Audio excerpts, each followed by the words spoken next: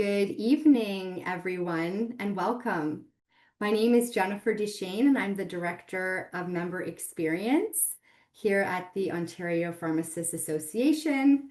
I'm truly delighted to have you here with us for tonight's OPA lead webinar, Finding Meaning in Your Pharmacy Career. Whether you're still in school, just starting out in practice, or exploring where to go next in your career, this session is designed with you in mind. Tonight, we're going to slow down and we're going to reflect on something incredibly important, which is purpose. Beyond the day-to-day dispensing, the documentation, and the problem solving, pharmacy professionals are valued health leaders, advancing patient care and strengthening community health, all the while improving the healthcare system. So with all of those pressures and responsibilities, it can be easy to lose sight of the why and the what that brought you here. So this evening will be a chance to take a breath and to reconnect with that why. So we are joined by two phenomenal speakers this evening. We have Shaliza Sajwani and we have Penny Tsang, who've both taken time out of their evening, really special evening for you tonight to be able to share some information and their experience, their personal experience in navigating their own careers. And we just couldn't be more delighted that they're joining us this evening. So without further ado, I will let you know a little bit about Shaliza to begin, and she will be kicking us off this evening for our lead program. And specifically, the lead program really focuses on new practitioners and on students and helping you navigate this exciting period in your careers. So some information about Shaliza off the top, very impressive. I don't want to miss any aspect of this incredible background that Shaliza brings to us this evening. She's a pharmacist who works within areas of oncology, climate change, and global health as they relate to the pharmacy profession. She received her M.Pharm from Aston University in the UK, her PharmD from the University of Toronto, her climate change and health certification from Yale University, and her global health intensive delivery certification from Harvard University. She's currently an adjunct professor at the University of Ottawa, where she works on the incorporation of planetary health and pharmacy within the pharmacy curriculum. She co-chaired the International Pharmaceutical Federation Policy Committee, which created and passed the first ever International Pharmacy Climate Change Policy in 2023, which went to over 100 country memberships representing 4 million pharmacy professionals. She serves as the national co-chair of the Canadian Association of Pharmacy for the Environment. And she is also currently the founder of Climaceutics Health Solutions, which focuses on building tools and certifications for pharmacies to reduce their emissions and improve their climate resilience. She also has received awards from the International Pharmaceutical Federation, U of T, and Aston University for contributions to pharmacy practice. Shaliza, thank you so much for joining us this evening. And without further ado, we're very eager to enjoy your presentation tonight. Thank you so much, Jennifer, and thank you for that kind introduction. And thank you also for this great opportunity. You know, I reflect back to when I graduated university, and this picture here just basically shows the graduation cohort for Aston University's class of 2010. And in those days, you know, I had this idea of a path that could be either community pharmacy or hospital pharmacy. You know, I anticipated I'd do a year or so of training and then become a community pharmacist, and then maybe try a little bit of work in hospital pharmacy as well. And then in those days, there wasn't really as much knowledge as there is today of various paths that can occur where you can, you know, continue to shift and continue to learn throughout your career. And nowadays, I feel like there's more and more knowledge of very diverse things that you can be involved in, including on a work basis as well as a volunteer basis as well. The theme of tonight, the idea of looking for your why and looking for creating meaning, is particularly important to me and has been very relevant throughout my career path or career journey, and also volunteer journey as well. And you'll see that kind of coming out. I don't have very many slides, but the slides that I do have just basically provide a little bit of a map going forward. So you can see this like arrow basically going from left to right. And I hope that the first thing that kind of pops out to you is that it doesn't seem to be like your typical career ladder. It's more of an exploration of sorts, and a path where you're constantly learning and pivoting, and just basically trying to think about how do you shape your interests around your why. So I graduated from the university, from Aston University in the UK, and did some training in the UK, and then moved back to Canada and did my licensing back in Canada. I also did. I worked at the Ottawa Hospital. First, actually, I worked at a rural hospital in Canada, and then shifted to the Ottawa Hospital to do some work within oncology, outpatient oncology first. And then I decided to do the PharmD for Pharmacists at the University of Toronto, and later got involved through the PharmD. I got involved in global health through Pharmacists Without Borders, and through some work that happened through the PharmD, and then after that shifted to work in climate change, which is what I currently do now. So right now I do a bit of a mix of everything. I'm still doing some work on the international level, doing some work on climate change and pharmacy and where they intersect. And then I work also part-time as an oncology pharmacist for the Ottawa Hospital as well, and help out with at the University of Ottawa with helping to integrate planetary health inside the curriculum. The part one is oncology. So I graduated in 2010, and I spent some time in the UK and did my licensing in Canada. So I've skipped over that a little bit, and I've started from oncology. Within oncology, I thought that this is an interesting place to start, just because oncology is not an area that we learn about as much through pharmacy school, but it was a particular interest for me, and I just wanted to show just how much diversity there is just in one specialty of pharmacy. So that meaning oncology. So there was outpatient related work that you could do with monitoring patients who are on chemotherapy, with both solid tumor as well as hematology. And then there's also areas where you can work with inpatient, where patients are basically admitted because of toxicities related to the treatment, within both solid tumor and inpatient hematology as well. And then some people also do some work within bone marrow transplant. So just within one area, there's so much opportunity to keep kind of pivoting if you would like to keep learning in new areas. So I spent some time in outpatient oncology, and then after that, I did some work also in inpatient oncology as well, mostly focused on solid tumor. But I tended to be somebody who also kind of leaned a little bit more on, how do we operate within a system? How can we continually make the system better? Are there opportunities to continually make the system better?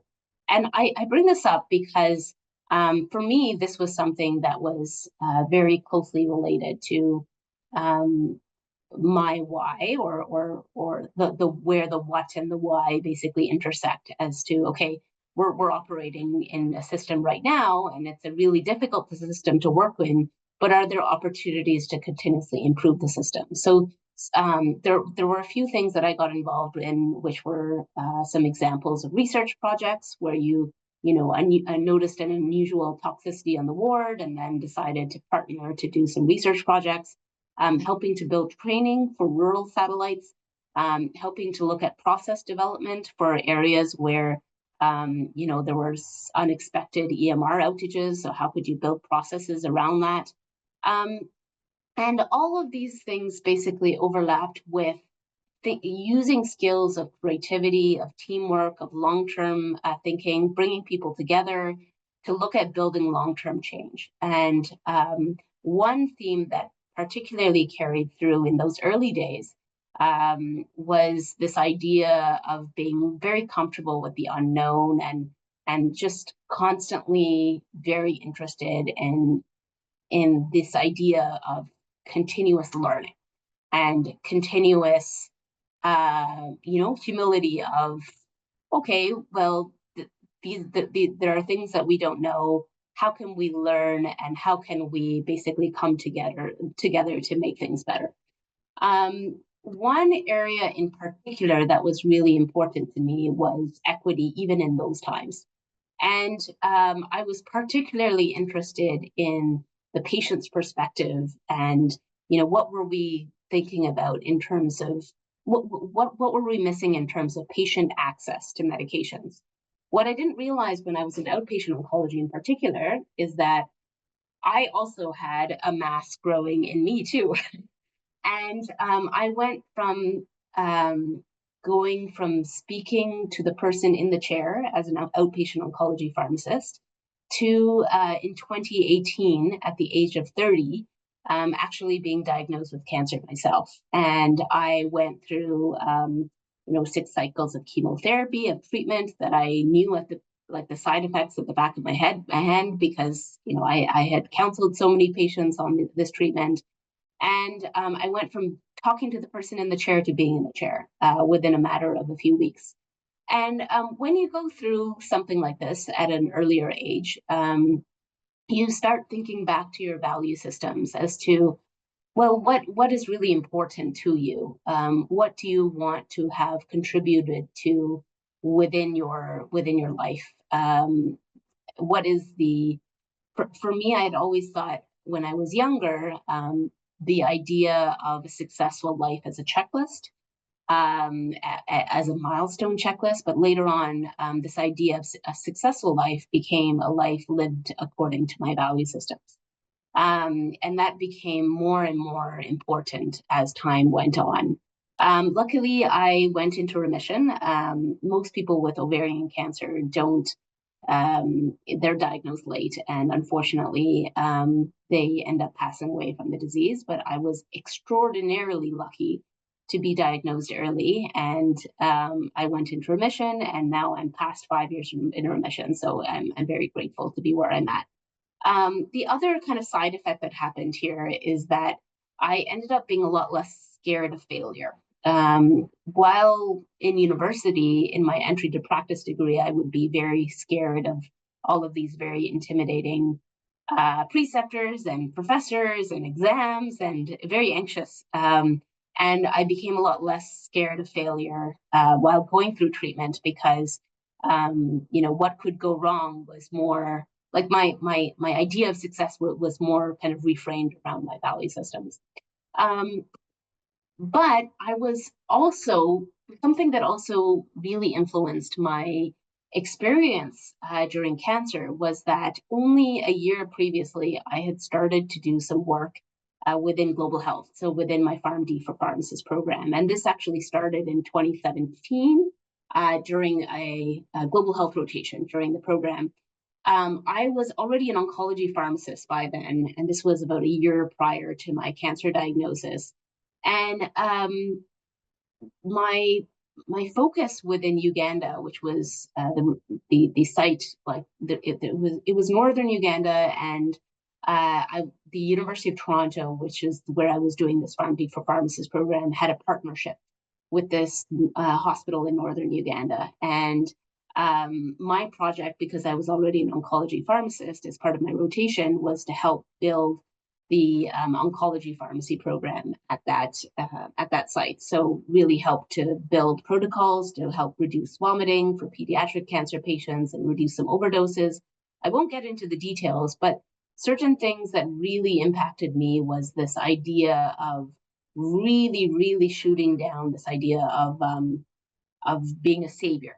The potential for teamwork in global health is quite significant, but if you're going to go there thinking that you're going to save the day, you're setting yourself up for failure. And what I learned was that it was much more important to listen, to be part of the team, and to listen to what the strategic priorities were of the team. And my team included all native Ugandans.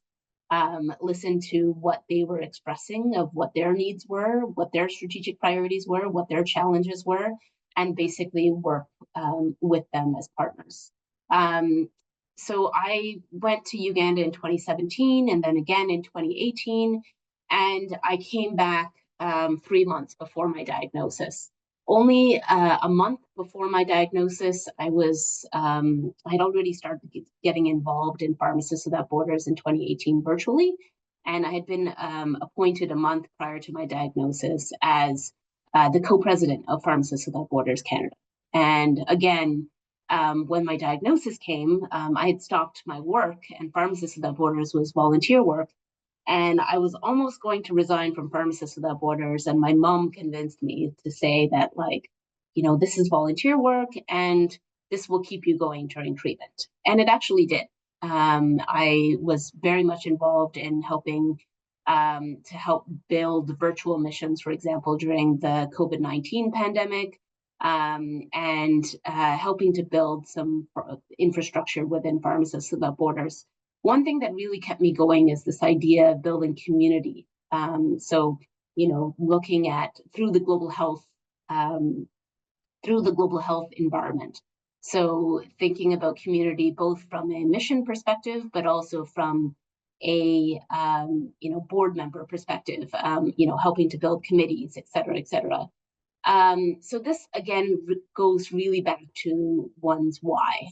When I was getting treatment and I had medications in my hand for nausea and vomiting, I remember thinking that, oh my God, I've just gotten this ondansetron and dexamethasone in my hand.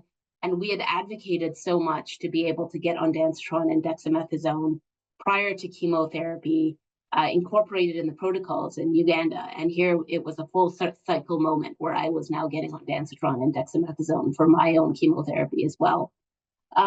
So all that to say, there are a lot of opportunities if you want to be involved in global health.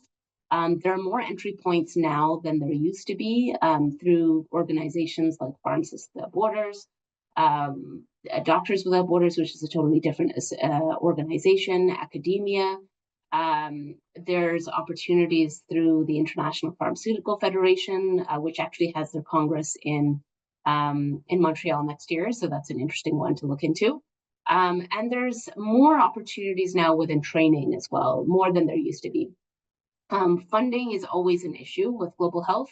A lot of people do work as volunteers, but there are some funded opportunities as well, some nonprofits, the WHO, the Red Cross, Doctors Without Borders also have funded opportunities as well. And you don't necessarily have to think about this as something that you will do. This is something that you could do earlier in your career as a mid-career pharmacist or later on as well. So I had this full cycle moment as an oncology pharmacist, of course, but I also had this moment in global health when we were helping to build and expand Pharmacists Without Borders, looking at the impact of climate and the climate crisis to global health. I was starting to realize that the climate crisis was really impacting global health quite significantly. And Canada was a significant per capita contributor to the climate crisis. So it was a bit of moral injury knowing that, your own country is basically contributing towards emissions that are then disrupting health in a very bad way. So from about 2020 or 2021 onwards, I decided to do a bit of a pivot after a few years on Pharmacists Without Borders and working full-time as an oncology pharmacist. I decided to do some more studies within climate change and did a certification on climate and health, and another one on sustainable healthcare systems, and basically started an environmental committee at the Ottawa Hospital. And together, the similar such committees started popping up across the country. Some community pharmacists interested in this area started popping up. And together we built the Canadian Association of Pharmacy for the Environment from scratch, which now has a good 30 or so pharmacy professionals working across the country. From a climate change perspective, you're not typically taught about this as much within the pharmacy curriculum, although this is starting to change quickly. But I'll just provide a very quick overview to show that extreme heat really can increase cardiovascular morbidity and mortality. Things like changes in precipitation and heat can also really change infectious diseases. You, of course, have mental health impacts through the impact of extreme weather. So there are a lot of different impacts here. If you just think about heat and a medication like lithium, or heat and medication like a diuretic, and the renal function that can happen, renal function issues that can happen there, you already start realizing the impacts with regards to climate on health. In addition, when I was in my first week of chemotherapy, Ottawa was hit by 7 tornadoes. This was September of 2018. So I was thinking, is this going to impact my ability to access treatment? Is this going to impact my life expectancy? And in hindsight, this was probably another reason why I ended up pivoting towards looking at opportunities for climate resilience for healthcare systems. Because at that time, our cancer center didn't have as strong of a disaster planning process as it had later on. So with context as well, the healthcare system actually has a bigger emissions burden in terms of global greenhouse gas emissions than even the airline industry, which basically means that if you take all the flights that departed from January to December of last year, the healthcare system has a bigger emissions burden than even that. And 25% of that is related to medications. And so therefore, pharmacists are on the front line with regards to looking at opportunities to reduce emissions within medications. In addition, we're also extremely vulnerable to the climate crisis as well, whether it be related to drug shortages or even access to pharmacy services as well. And this is very much related to core concepts on emergency preparedness as well. So we generally think about the climate crisis in the form of mitigation, so emission reduction, and then adaptation, which is increasing resilience. If you're interested, so Climaceutics, which is a business that is basically focusing in on climate resilience and emission reduction within community pharmacies, has partnered with the Intact Center for Climate Adaptation, and we published an op-ed a couple of weeks ago about how extreme weather events basically caused temporary pharmacy closures. And we're basically advocating for extensive disaster preparedness within community pharmacies. And we highlighted Jasper as well as a few other areas and talked about some core concepts here. And if you're more interested, the QR code here basically links you to the 2023 International Pharmaceutical Federation policy that was passed, which provides recommendations for mitigation and adaptation in all of these different areas, including community pharmacy and hospital pharmacy. And it actually has a section for pharmacy associations as well. It's only a 7-page policy or so it's pretty good for a policy. And each section is pretty readable. One thing that kind of has been a constant focus for me is this idea of just constantly thinking about building capacity for system change. And I've been involved in different organizations related to that, including Pharmacists Without Borders. But right now, I've been also more involved with both Pharmacists Health Solutions as well as the Canadian Association of Pharmacy for the Environment. The latter of which I'm super also proud of the teamwork that has been involved in terms of bringing pharmacy professionals across the country with key partnerships with the Canadian Pharmacy Association as well as the Society of Hospital Pharmacists.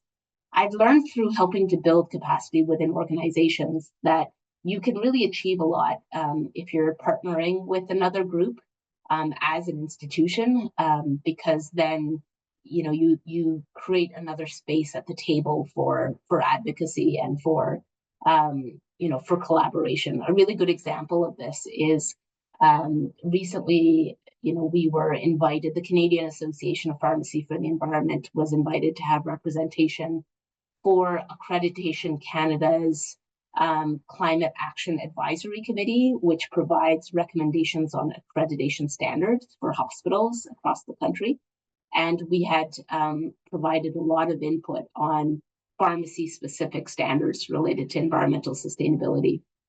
So this is kind of like a small window in the kind of opportunity that exists for pharmacists basically to be at the table to help advocate in various areas.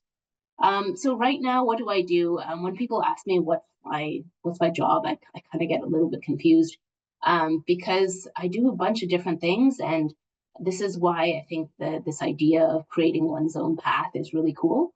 I part-time, I still work as an oncology pharmacist at the Ottawa Hospital. I help I do some work with the University of Ottawa to help with the incorporation of planetary health in the curriculum. And I've helped on a volunteer basis to help build the Canadian Association of Pharmacy for the Environment, which involves, from a role perspective, a lot of team building and forming partnerships. So I kind of consider myself as a capacity builder, but a lot of what I do is very much tied to equity. I don't think it's a coincidence for me that oncology was, again, something where, it overlapped a lot with my global health experience, and the oncology related burden is we're starting to see like a huge amount of disease burden in patient populations that are more vulnerable and more marginalized. So I can see an overlap there with global health, and then with climate change, it's the same similar issues where it's the marginalized populations that are basically suffering a lot from the climate crisis, although everybody is really being impacted. So equity is something that is very tied to my why, as well as, and my what tends to be a bit more focused on this kind of capacity building, helping to bring people together and helping to form partnerships. I have no idea where I'm going to be 5 years from now, but that's the humbling part of pharmacy. You can go in so many different directions, and it's so exciting. And if you had asked me when I was in university, I probably wouldn't have predicted that I would have landed where I'm at right now. A couple of little bits of advice here. First, don't underestimate the value of volunteer work, as long as you have some good boundaries around it, and really focus on what you're interested in. Think about what gives you fulfillment in terms of your value systems. I used to be very scared of failure. And I noticed that when I was doing my entry to practice degree, I was really, really scared of these exams. And when I was doing my PharmD for Pharmacists program, I was just more interested in learning for the sake of learning. And that actually created, ironically, less stress, that within the exams, it was a bit easier.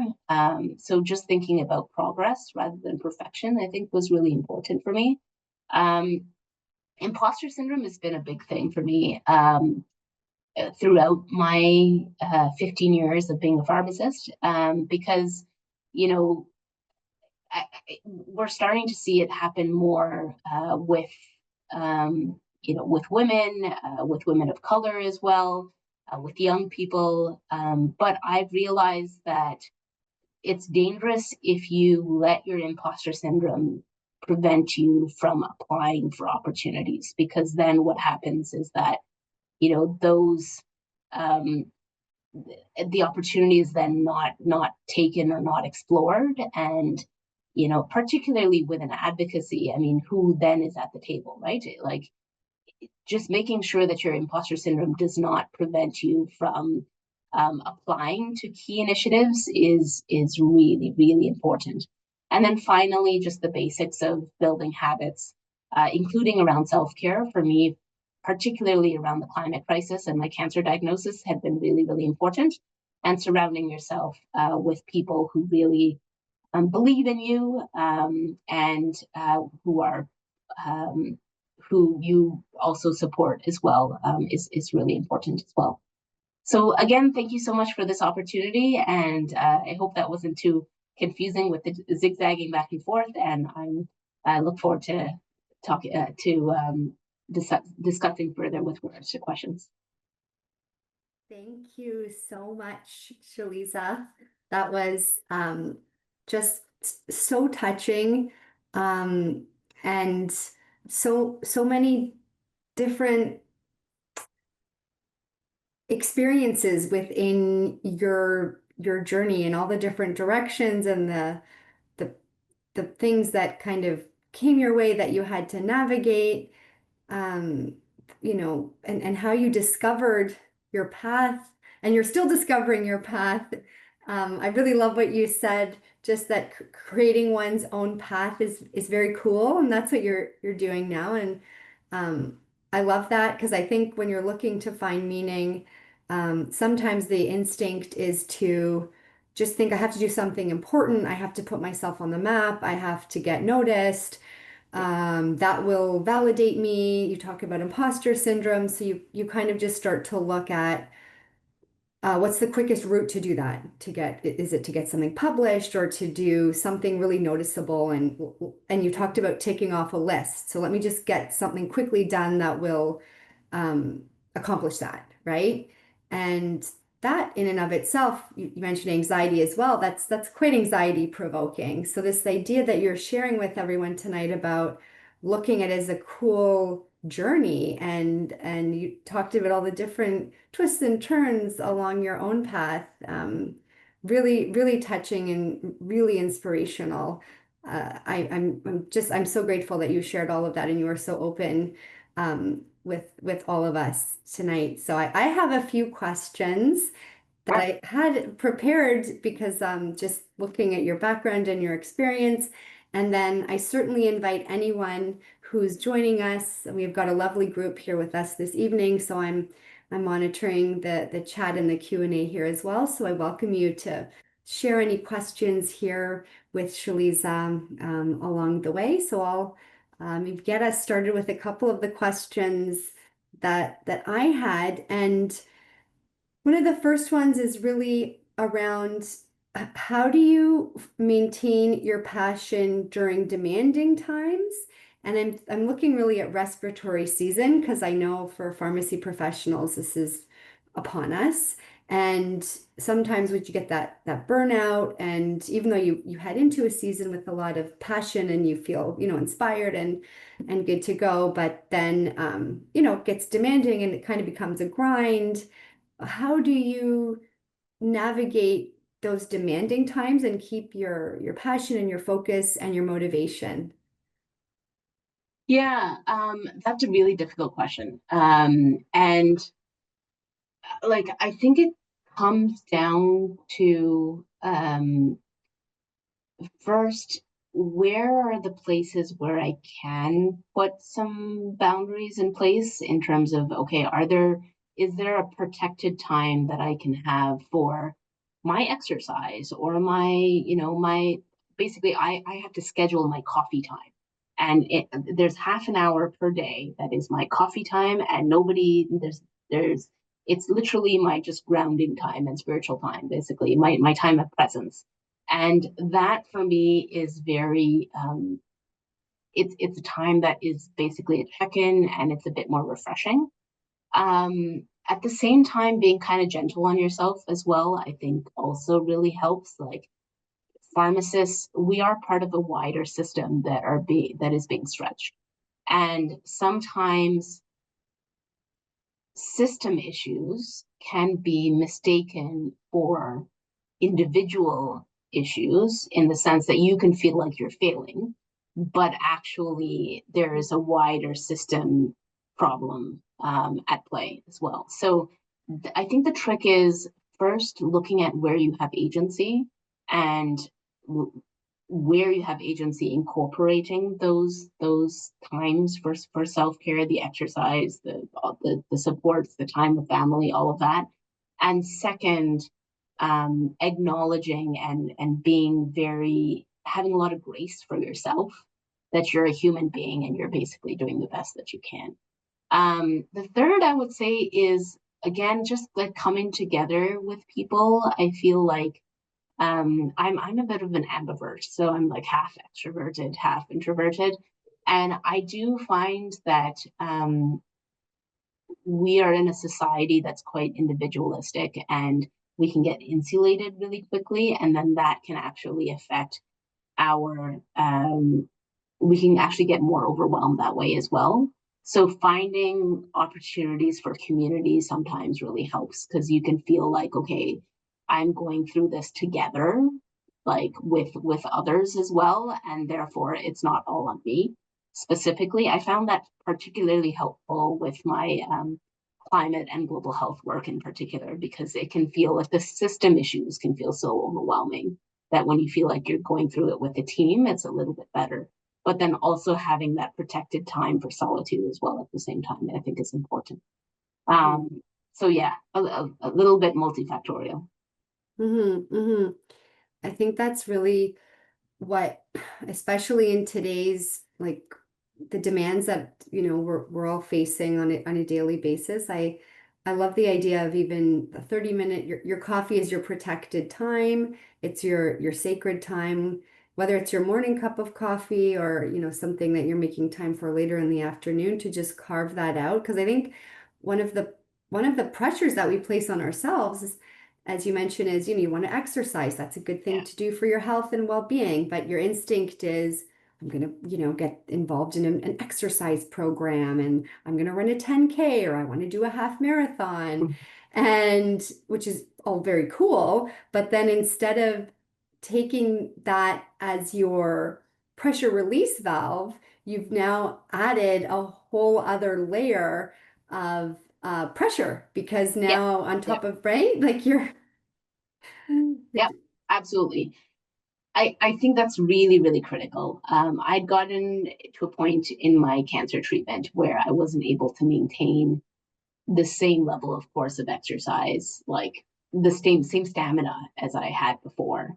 And I remember feeling really down about it. And then I was thinking, like, you know what? I'm just gonna just do my best, as like as much as how much I'm able to manage, and that's gonna be it. And really adjusting what are your markers for success, I think is really, really critical. Like I feel like this is going to sound a bit let's see, I don't know, but pharmacists, our jobs are often tied to this idea that we need to make sure that we're the ones catching the mistakes, right? The mistakes that are in the system. We have to make sure that the patients are protected from medication related errors, and that is really, really important. But I also am worried about, this not applying a lens of perfectionism to ourselves, and instead applying a lens of like, okay, how can I continuously improve, find avenues for improvement? And that specifically for me is more, jives more with what this idea of success is. It's much more of a dynamic definition rather than a I did this, therefore check mark. One thing that I'll just add here is that this check mark approach actually is counterintuitive, because within the climate world and within the global health world, you have to be excited about a lot of people succeeding together, right? So, for example, if I felt that my value came from a particular project, or my a particular position that I was doing, then I wouldn't be excited about other people doing amazing work within climate. And if I'm aware that I have value outside of all of these things, then I can be excited about so many people excelling and doing amazing work together. How can we come together and continue to do this work? And that's when climate initiatives actually get become more successful, because more and more people do more and more amazing things. A similar thing is related to global health. So so just really challenging this kind of perfectionistic impulse, I think, is important, and instead thinking of it as, I want to just continue to improve according to my own value system. And you talked about failure as well and overcoming that fear of failure. There's a quote that I really like. I heard it years ago. You've probably heard it. Don't let the perfect be the enemy of the good. Yes, And yes, I absolutely. found, right, like it's enabling you to feel like I'm going to go for this, and it doesn't have to be perfect. Just, and you're sort of freeing yourself to have more creativity. You talked about creativity as well. And when you free yourself from this need for perfection, you can be a lot more creative because Yeah. you're opening yourself up to new possibilities. I see a question here, Shalisa. Oh, this is a lovely question. Thank you for asking this one.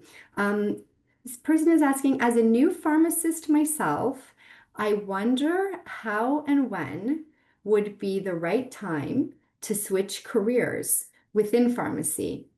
I would like to get enough retail exposure, but fear I'll be too burned out to even think of options.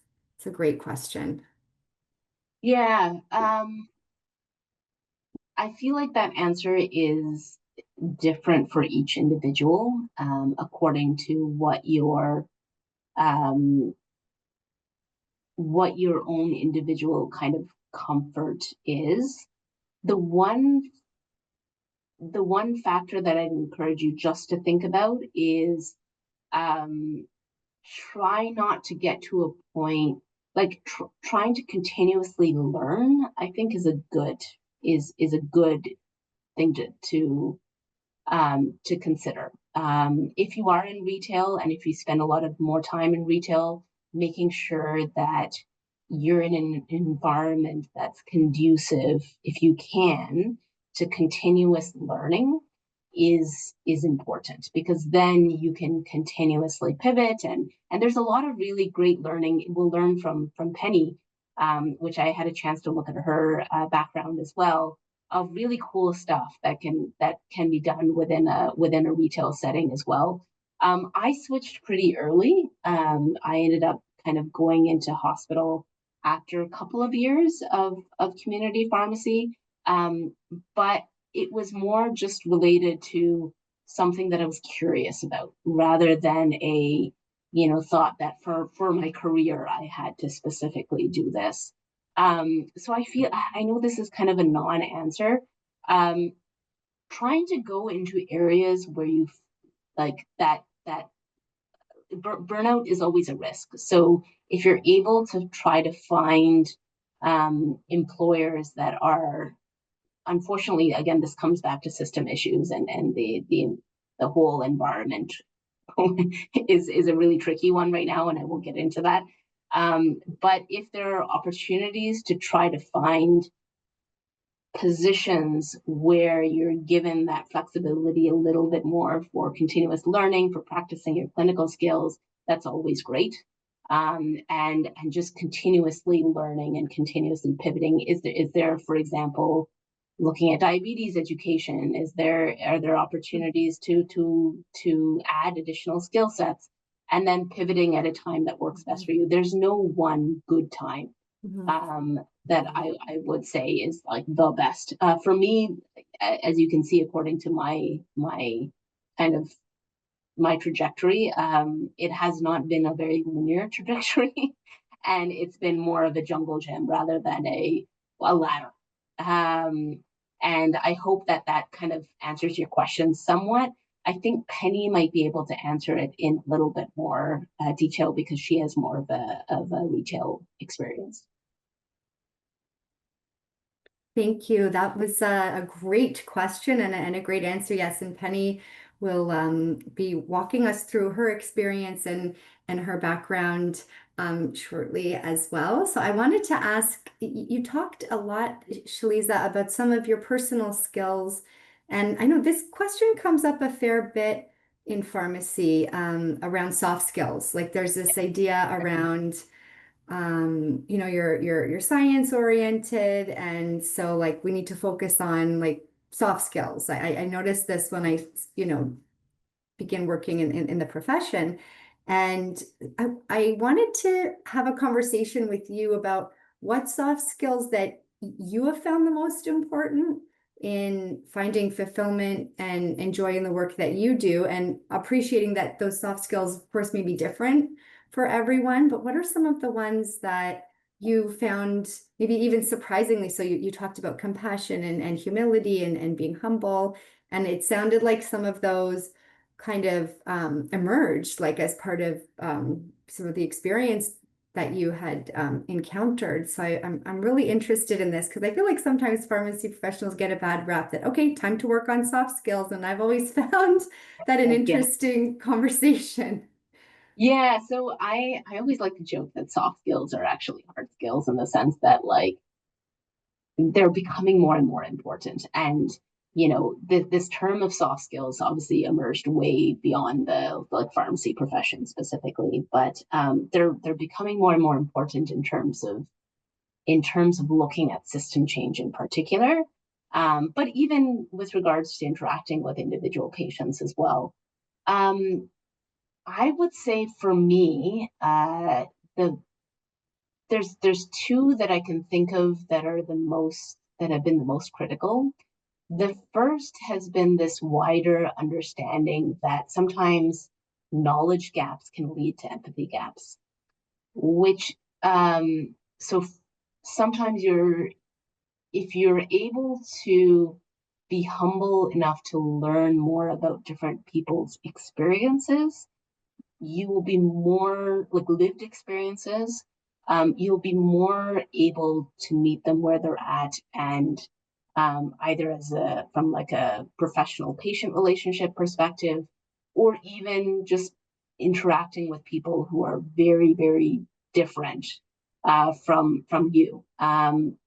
And empathy is critical because with empathy across diversity, you can achieve so much. You can be able to serve your patients better, but also if you have that sense of constant willingness to learn and ask questions across diversity, you'll also be much better at bringing teams together. And bringing teams together is so critical in terms of thinking about system change, because you are now thinking about within your own team, you're thinking about very diverse personalities, very diverse interests, and you're thinking about how can we bring the best out of all of those people together, and like centering in on priorities as well. And then when you start working as an organizer with other organizations, you start being able to learn about their perspectives as well. So this idea that knowledge gaps lead to empathy gaps has been something that I've been particularly really interested in, and always trying to learn about experiences, even like reading books, listening, asking questions about lived experiences that are very different from my own has been really, really crucial. This theme of constant learning and constant service has also been, it's not quite I don't know if it's a soft skill per se, but it's been a theme that has been very important to me throughout my path, and has influenced a lot of different things. I love that quote. Knowledge gaps lead to empathy gaps. That's powerful. We have another question for you here, Shalisa. This is a great one. I'm currently a pre-pharmacy student, and I Ah, was wondering what steps or opportunities you'd advise to take now to identify and explore interests I'd want to narrow down in the future, as you did for oncology. I'm currently volunteering at a nearby pharmacy, but I'm unsure how else to explore the field. Oh, wow. wow, Terrific. very interesting. Okay, brilliant. Hmm. So this is a really the student time. I didn't have a chance to mention this during my presentations. I'm really glad you asked this question. Um, the student time is such a fascinating time, like both as a pre-pharmacy student and as a pharmacy student.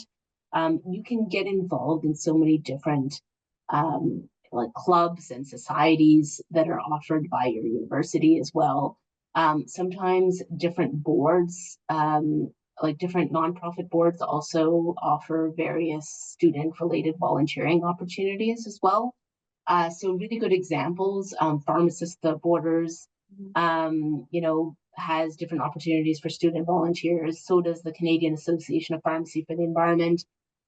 When I was in university, I joined the Model United Nations and Debating Society, which is ironic because I went to the UN last year and I'm going again in a week. But I joined it because I was not someone who was comfortable with public speaking. I wasn't comfortable with my knowledge of like wider, social systems and dynamics. And um, I learned a lot, and it really kind of supported the growth of my skill set. So, first, think about your value systems, think about what you're passionate about, and what could be interestingly kind of interlaid with pharmacy. Um, and join groups, either student societies or opportunities elsewhere that can help boost that skill set. You will of course also have opportunities. I'm really glad you're working as a like you've had this opportunity to volunteer within the community pharmacy realm. If there are other opportunities to speak to pharmacists working in all these various environments, they can outline other project opportunities to think about, research projects and related to core career pathways as well. But again, my pathway has been a bit different, and I'm also really interested in Penny's answer to this Mhm. question too. Mhm.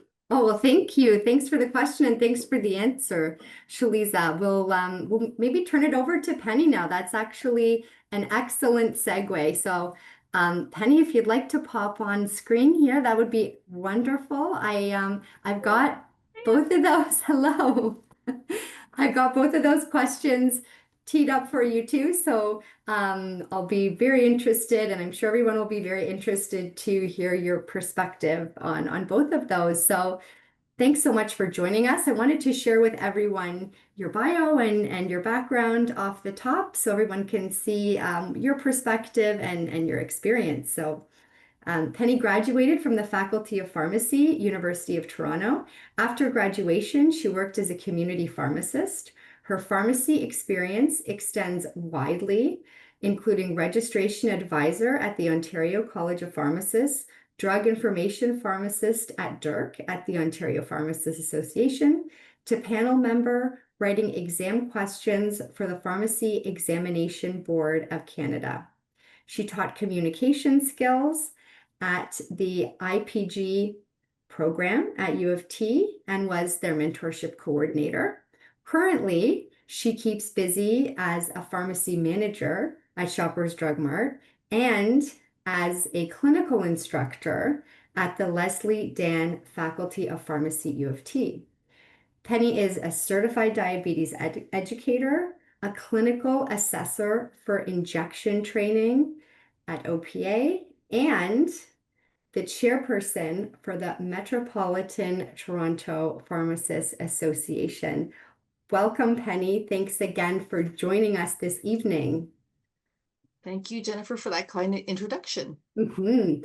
And off the top, I thought it would be fascinating for the group to learn some of your background and your expertise, some of the experiences that you've had that bring meaning and purpose to you in your pharmacy career, and we can unpack that further as we go.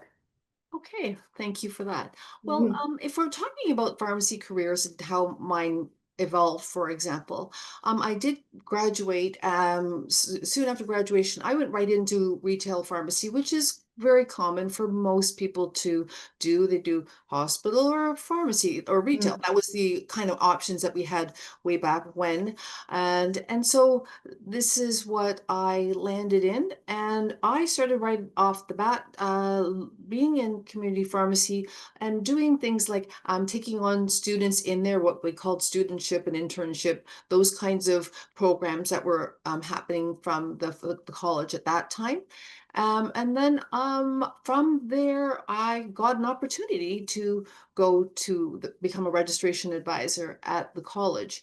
And that was very different for me compared to doing the typical counseling and things at the retail pharmacy level. Now I was doing that kind of communication to people who wanted to become registrants at the college. So I was speaking to potential colleagues of mine or people from foreign countries or students kind of going, okay, I'm trying to submit my studentship papers or my internship papers, and I'd have to go through all of these and I'd have to make up all the scenarios that they would have to do in order to reach their achieve studentship or achieve internship, which would then allow them to become right like pharmacists once they pass the PEBC. So I was on those kinds of panels as well that had to overlook how much experience does this person have, or people would ask for. I've been working in a pharmacy since I was 15.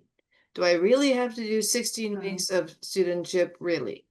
And we'd be able to whittle down some things down for some people who had a lot.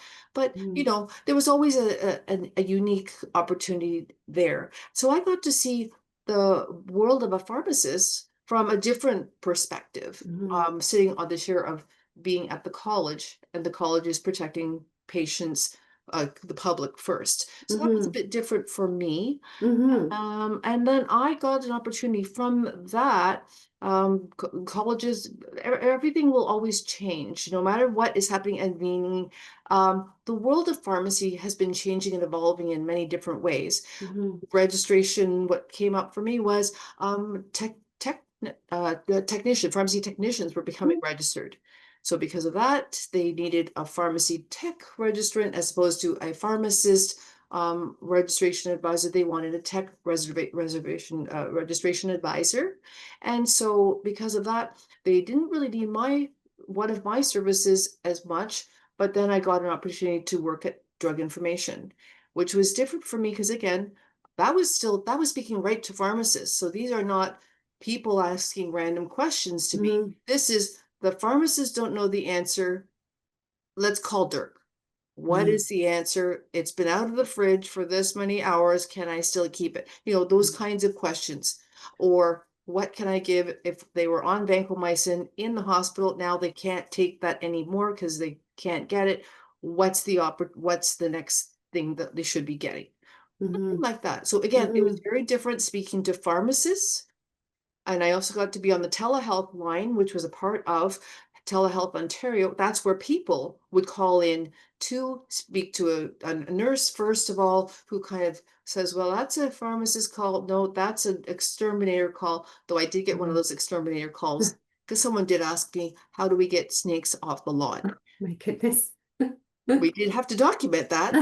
And they're like, well, did you call the exterminator? And that was the answer. But you know, this is what we have to do. Mhm, We're doing different hats, different things, different mhm, times and places. mhm, So, you mhm, know, even those things evolve. And when we finally got like for me, what the next thing to get me back into community was we suddenly were very, very immersed in the methadone culture. At that point, we became Dirk at mhm, OPA became the center for methadone information because people didn't know a lot about it, and now they're getting these prescriptions from a methadone prescriber or someone they're not sure if they can prescribe, et cetera, et cetera. What do I do about this? How many carries can they have? What if they left their carries in the car? Are they safe anymore? All these kind of questions that we did training for, and we were prepared to be the people who answer those kind of methadone calls. Then I got an opportunity to say, we need a methadone store manager. That's not, the hours were good. It would have worked out with my family time. And so some things just kind of lead to another. And I've been lucky enough that whenever a window opens or a door closes or whatever it is, somehow I've been fortunate enough to make the shift and be able to fit in to wherever I fit in. And my methadone time, that was a fantastic time. I still have very good friends, not my patients, my colleagues, my friends were there. And I've still kept in touch with those dear people. But then it became well, I need to know more, because now we're getting to an expanded scope of practice. Wow, we can inject things. My methadone patients don't care. They don't want. And so I said to myself, Willie, is there an opportunity in this company? Is there an opportunity that I can practice this because I have some experience? And my company said, absolutely, we need you at this store, whatever. And I got changed to a different area where there were real people who brought in their kids and their families, and everyone wanted flu shots, and everyone eventually became COVID and things like that. And for me, where I am currently right now, luckily I've been able to have some of the studies and go through education, despite the fact that I was a busy person at that time. I had a family with children, things like that.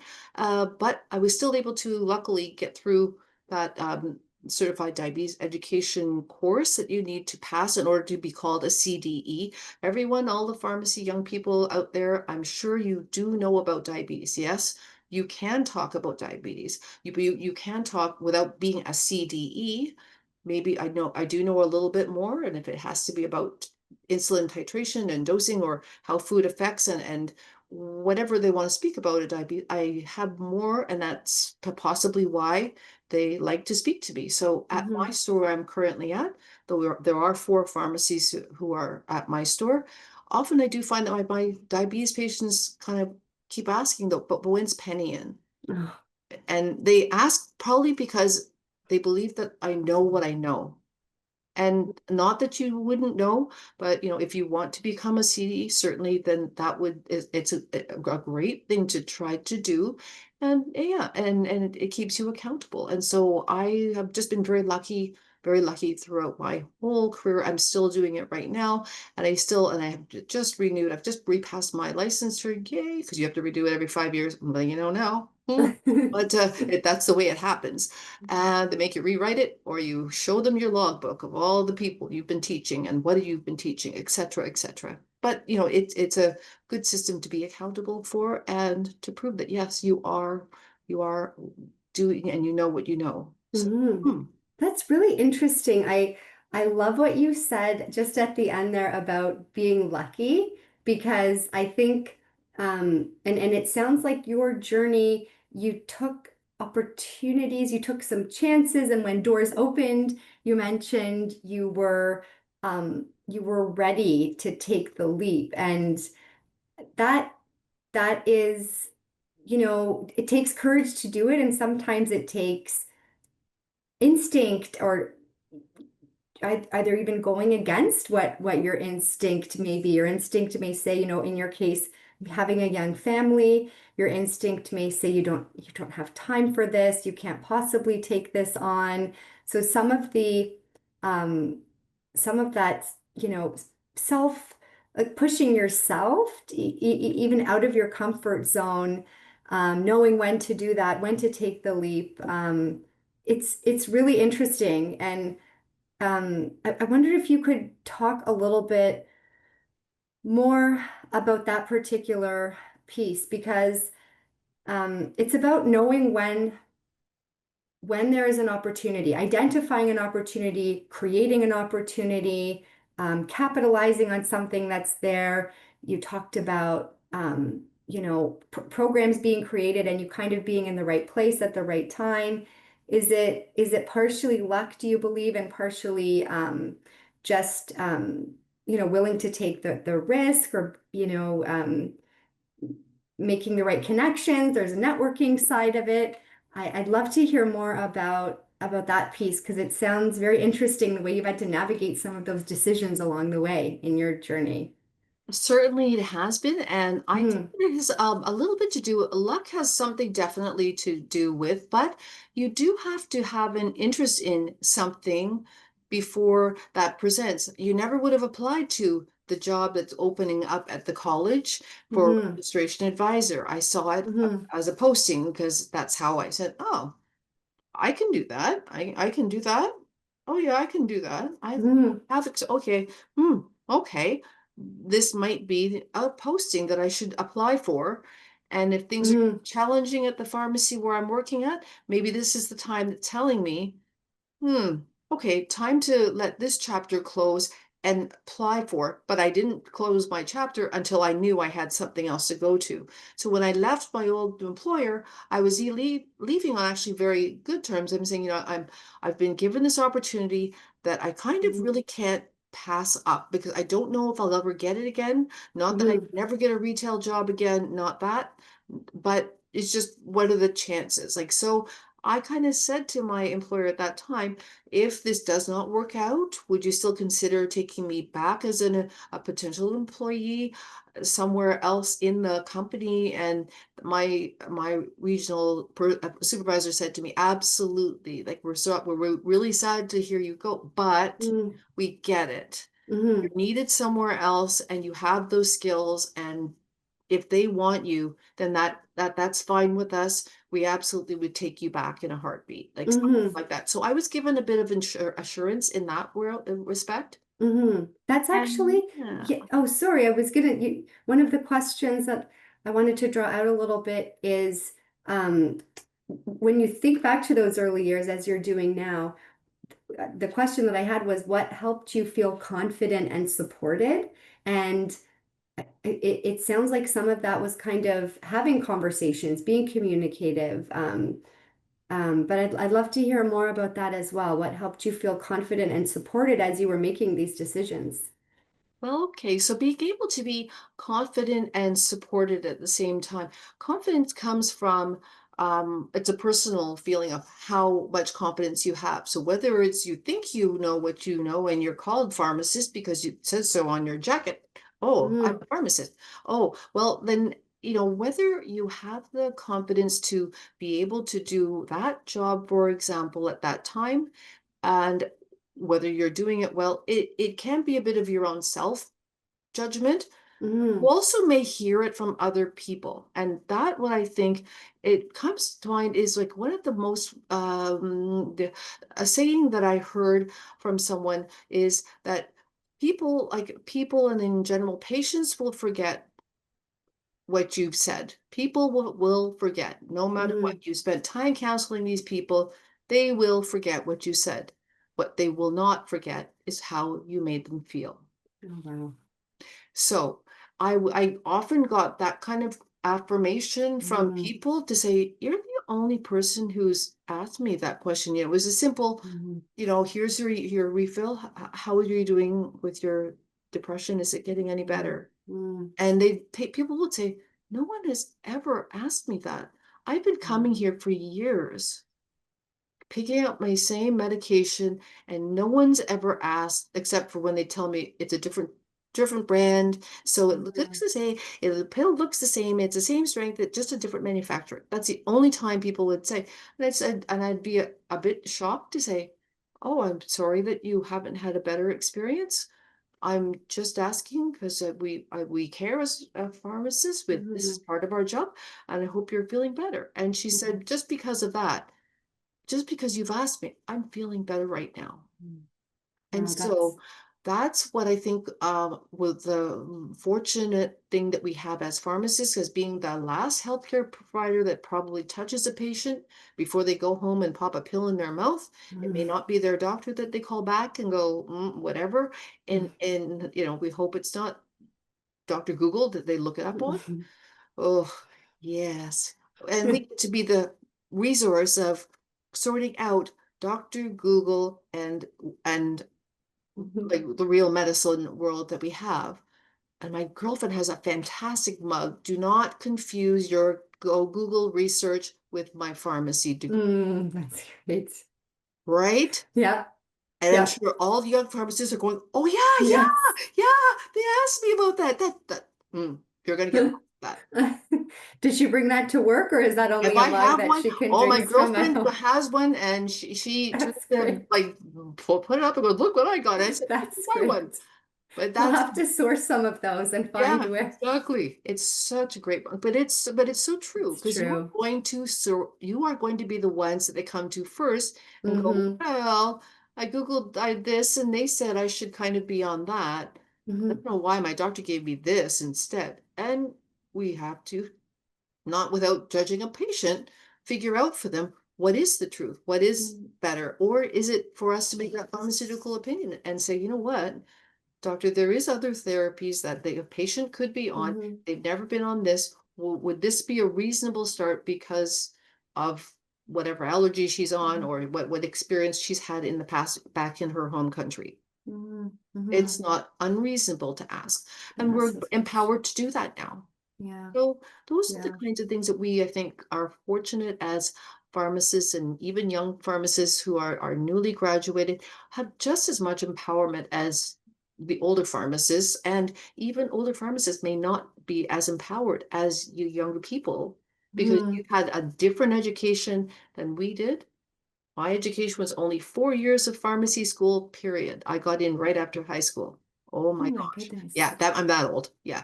And so, Wow.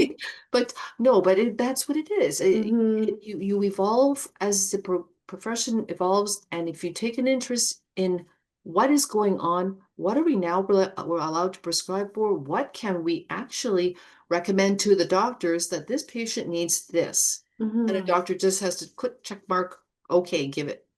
They Yeah. we're almost prescribing. Yeah. Yeah. And oh, I just noticed also, Penny, there's a question from the audience for you. I think it has to do with some of the background that you have in IPG. So this probably prompted this question. It's a great one. Um, I am an internationally trained pharmacist and recently passed the evaluating exam. I have also been volunteering, oh, a couple of volunteers on here, that's great, as a pharmacy assistant. What would you suggest I do to further develop my skills and to gain a better understanding of the healthcare system? Great question. That's a great question. And I do recall getting similar questions from when I was in the course helping out. I think that if you have already done your evaluating, that's a fantastic marker. Kudos to you. It's not easy to get any Mhm. of these things done. If you do not need to do the PEBC, if you don't need to go to an IPG program, which some pharmacy international pharmacists will need to do, then just making sure that when you are, say, at your volunteer opportunity experience, um, figure out how you can possibly get some responsibilities, and then from there, if I master this responsibility, could I possibly try master another? So if you're Mm, filling perfectly, or you know how to check people out at the cash register, well, how will I be able to learn how to interpret prescriptions myself and enter them properly for the pharmacist to assess? Or when there's a question for me that I think, this doesn't look right, pose it to the pharmacist who is on duty. This prescription says this, take one capsule 5 times a day, but isn't it supposed to be 3 times a day usually? If you know, if your gut is telling you, then by showing that your pharmacist or pharmacy team that this doesn't look right, am I thinking wrong, it's not, doesn't look right, then that shows that you are using what we call like critical thinking. So you're thinking about something, so they see you're developing those soft skills mm, that are very, very important for an international student, because we clearly know you have a lot of knowledge. You're a pharmacist from your country, so mhm, you do know a lot of clinical things, but maybe What's different is the soft skill part of the communications or the critical thinking or the time management. Those are the things that you don't have practice with here, not the way North America or Canada does it in any case. And with pharmacies now being open up till midnight, you could be one day that pharmacist who's the only person running the whole pharmacy from 9 o'clock on. Mhm. Tech. So then Mhm. you won't have someone to bounce it off on. Mhm. So Mhm. learn how to work with the team that you've been given. Try to, as many times as possible, take more responsibility or be willing to try. Don't be fearful of failing, because with you, if your answer is wrong, they will tell you, no. In some cases, it is 5 times a day, because we find out, and we will look it up, and you'll find out that that person has to be on that, for Mhm. example. But you may not, you may be right. So don't be fearful of, you hopefully are in an environment that doesn't make you fearful of asking that. So if you Mhm. can be in that kind of environment, that's perfect. And that's why in the IPG program, we tried to manage to map. I was coordinating mentors with the pharmacy IPG students. And these mentors were specifically trained on how to, like, incorporate the IPG person into their practice, so they knew what kinds of wording to say, or what were the evaluation forms that came back. There were certain markers to hit, but it wasn't always, did they get always the right answer? Did they know all the therapeutics? It wasn't that. It was a bit more related to the communications piece. And that'll eventually be going in Interesting. a long way, a long, long way. I think especially to your point, communication, when we haven't talked about it much tonight, but I'm sure that the next generation of pharmacy professionals and who are joining on this call, AI, for example, and this idea of, we're all thinking about it across all professions and sectors, not only in healthcare. The soft skills and the communication skills become, really important. And you talked about just those interactions, and it's not what you say, it's how you make someone feel when you say it, and that all makes us think about the importance of communication. And you talk, I think, a little bit about some of those interactions that you had had with patients, where it sounded like there were these moments that you had throughout your day that almost sustained you, or gave you a purpose. And we talked a lot tonight about the why, and what is your why, or finding your why. And your why this week may be different than what it was next week. It doesn't mean that that has to be something that stays with you your whole career. Sometimes that can change, while you also have the value system that you operate from, that tends to be fairly stable. But again, that can change as well at different times. I wanted to know if you could share with us a little bit more about those moments and those types of things that sustain you during really busy times. We've talked about burnout and the risk of burnout, and the many different things that pharmacy professionals are doing on any given day. And how do you kind of crystallize those moments? How do you identify them? Is it about slowing down, or it's not always easy to do, especially in your settings when you're working, and there's a lineup. So I think it'd be wonderful to hear a little bit more about that. And you also have two other questions that have been added to the chat. So I just wanted to let you know, from a time perspective, there's two Okay. additional questions for you. All right, perfect. Okay, well then, for regards to how I'm managing, for example, in a very busy environment, and Mm-hmm. the cold and flu and COVID season, all these things. So this is, yes, definitely busy season.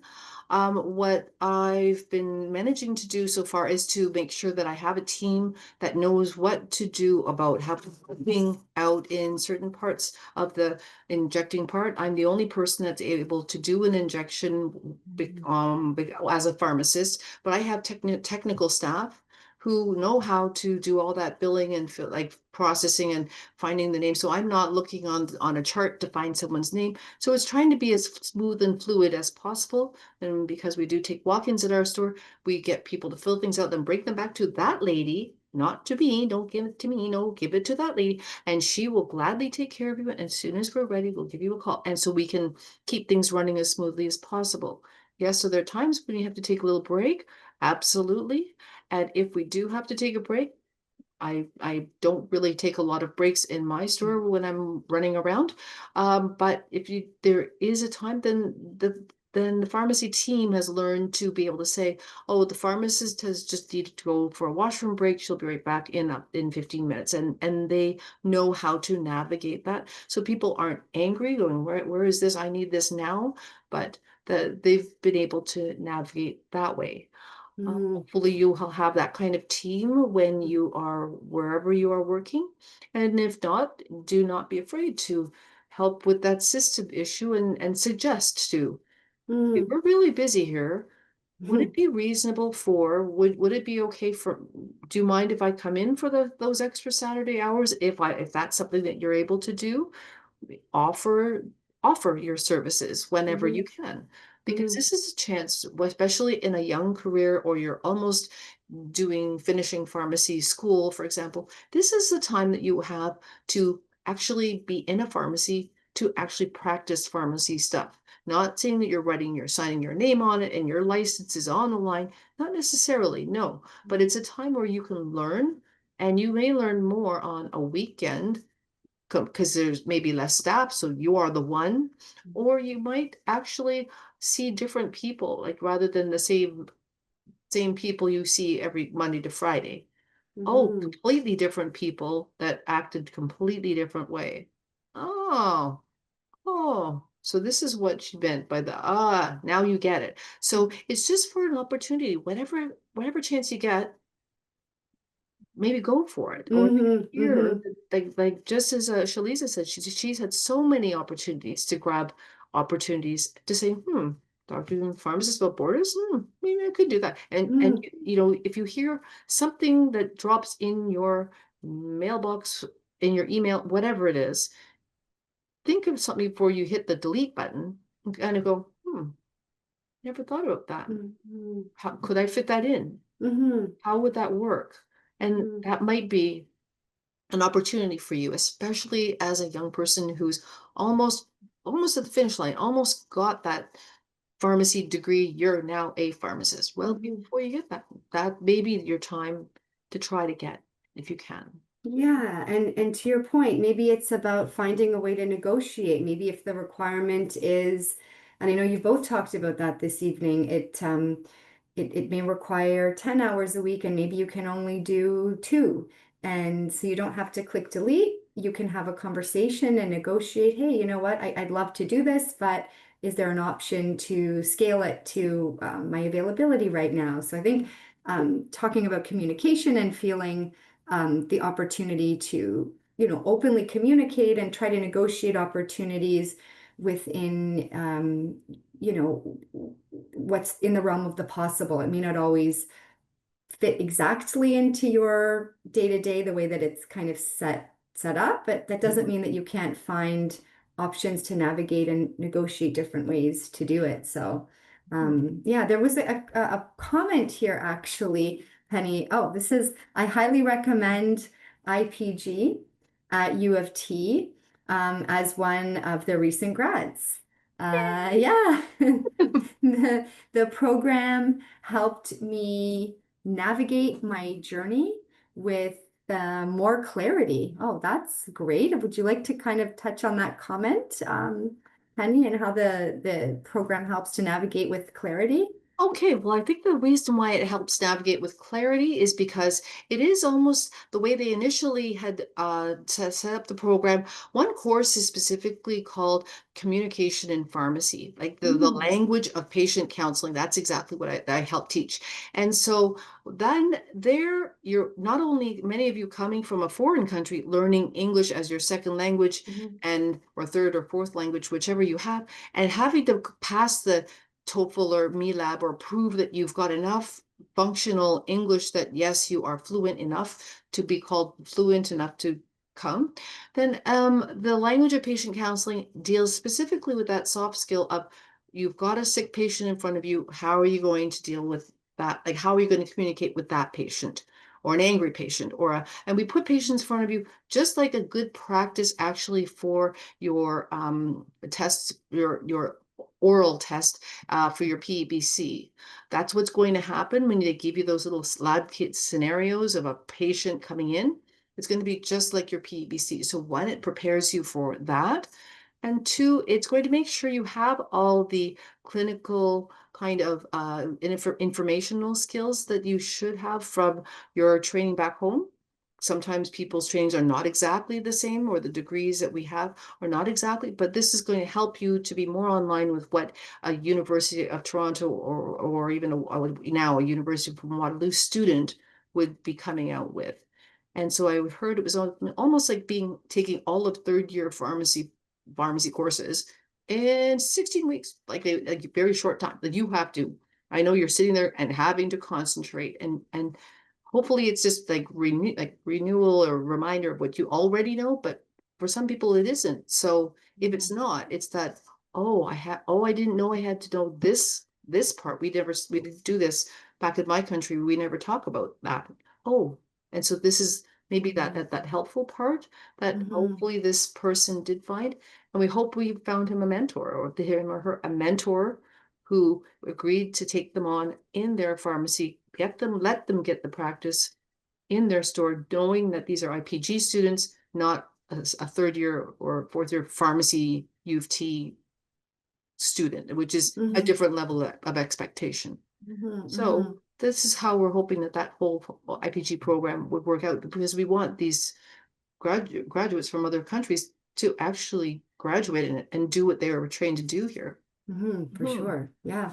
Yeah, thank you. I wanted to give you time to answer. I'll try to put these two questions together because we've got about 3 minutes left. So the one was around, again, finding the opportune moment to switch careers within pharmacy. And maybe as part B of that, how do you find the interests that you want to narrow down? So like switching careers, and when and how to do that. And then yeah, the interest part of it as well. Like how would you know what your interests are to kind of decide which career change you might want to make if you're already so busy? I think this was one of the earlier thoughts. If you're already so busy working, how do I find time to explore my passions and get to know what other things that I might love if all I feel like I'm doing is working all the time? So Right. yeah. I totally understand. And so what I think that for many young people, or even if you're a mature young person in the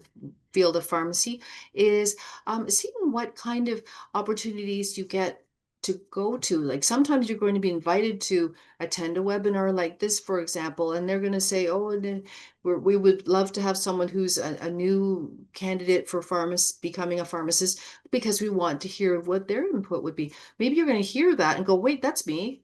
I could do that. I'm new here. I only just passed my evaluating exam, like that young person said. And so I said, oh, well, that could be you, right? Or they might be asking for volunteers on a nonprofit. Like I run the Metropolitan Toronto Pharmacists Association, for example. Sorry about the plug. It's just saying that this is a nonprofit, what I'm running, and it's just to help promote like continuing education for pharmacists. So that's all I do. And so I do have to like find the venue, find the sponsor, find the talk, the item of the day, and work with someone to finally put something together. And so pharmacy organizations like mine, for example, always could need some help doing something like, if you don't mind making up the emails for me or whatever. I've got a whole list of people that's already, it can be automated, whatever. But I mean, even just giving the input of, oh, wow, I meet people all the time because I go to these conferences all the time. Oh, well, maybe that might be your gift and your ability to see. Is that what you like to do? Oh, I see. And you never know. That might lead to speaking with someone. You meet someone at a conference who does something and you go, wow, you do that? How did you do that? Oh, okay. And what is your path? Oh, you just got some experience from that, or you just took that course from that university, and it was just that one course that made you eligible to do that? And if you like something enough, if something enough piques your interest, you will find a way to make it work out, even if it stretches you a little bit for a little while. Yeah, you will find a way. And I am quite certain that, pharmacists are going to be stretched in many, many, many different ways. And even now thank goodness we have the minor ailments, more are coming. So we are always on that learning path. And whatever chances we get to extend that path or to be able to practice and show, yeah, we really can take this over. Yeah, there really aren't enough family physicians anymore, unfortunately, but hopefully they're working on that. And so we are almost becoming some people's family physician, even though we're not really a family physician. But these people are sometimes coming out to me on Saturday going, I am so desperate. I'm going to die. I can't go to the hospital for a UTI. And you're going, no, please do not. Please do not. That is a waste of your time because they're going to make you wait for 8 hours, or a waste of the hospital administration time, because that's not something that should be in a hospital unless, of course, it's pyelonephritis. That's different. Yeah, yeah. Well, so much to think about. I think one of the points you made is even I'm sensitive to how busy pharmacy professionals are. But I do find that sometimes that thing that you think is going to just put you over the edge and drain you ends up surprising you and being the thing that gives you just that little boost or that oxygen that you need to carry on. There's an old saying that's a change is better than a rest.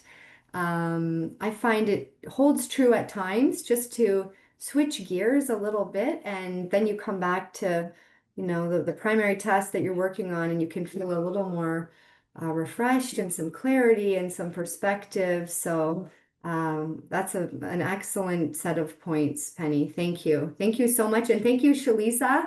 Thanks to both of you for joining this evening. Thank you to all of our guests.